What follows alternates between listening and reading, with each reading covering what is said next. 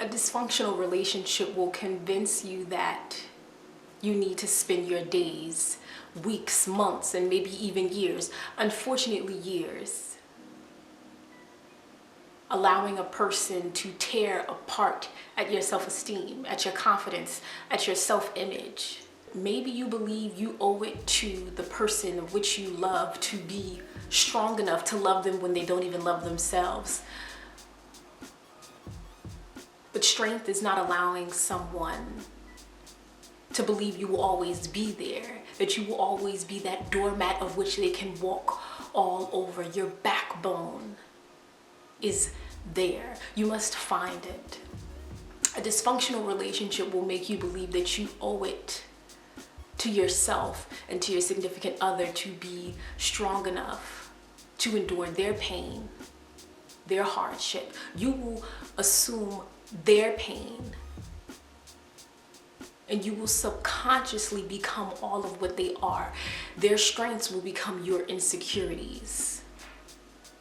Their confidence will become your subdued nature. You will lose parts of yourself because dysfunctional relationships can only do nothing but deplete your energy stores. Dysfunctional relationships are ones in which you believe that the imbalance is okay.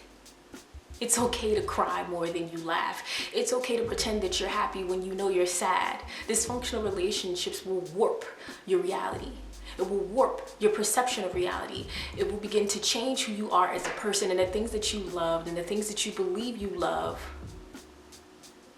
will greatly change before your eyes. It took a while for me to say, I owe you nothing. I don't owe you time, because time is valuable, and I don't owe anyone the time to waste my time, the time to tear away at the strong woman that I can be.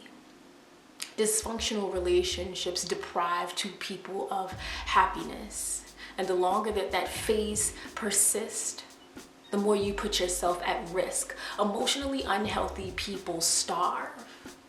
They starve, and they never begin to know what it is like to truly be happy, to understand what love is. How long are you willing to postpone your happiness? Dysfunctional relationships are enticing because sometimes chaos is much more fun than the norm.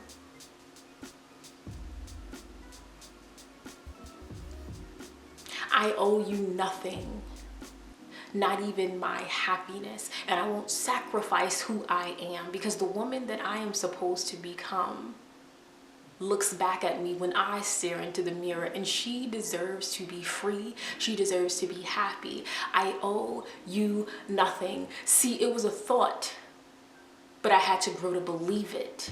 See, implant that thought. The idea that you don't owe anyone anything, and you must not wait for someone to validate you, and you don't need to endure a period of your life in which you are waiting for someone to become who they are destined to be. Do you understand that the person you love may not be for you? I owe you nothing, and he or she owes you absolutely nothing. We are not indebted to anyone.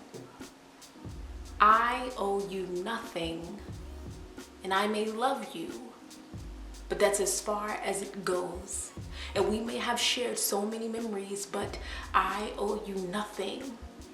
The memories we shared may mean absolutely nothing after 5 years, 7 years, 9 years. It may mean nothing. I owe you nothing is what allows two people to walk away from each other after years and years and years of joy, but pain.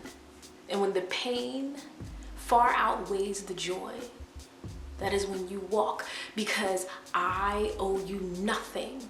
Implant that thought and begin to believe it. There is someone who looks back at you when you stare into the mirror, and that is who you owe everything to.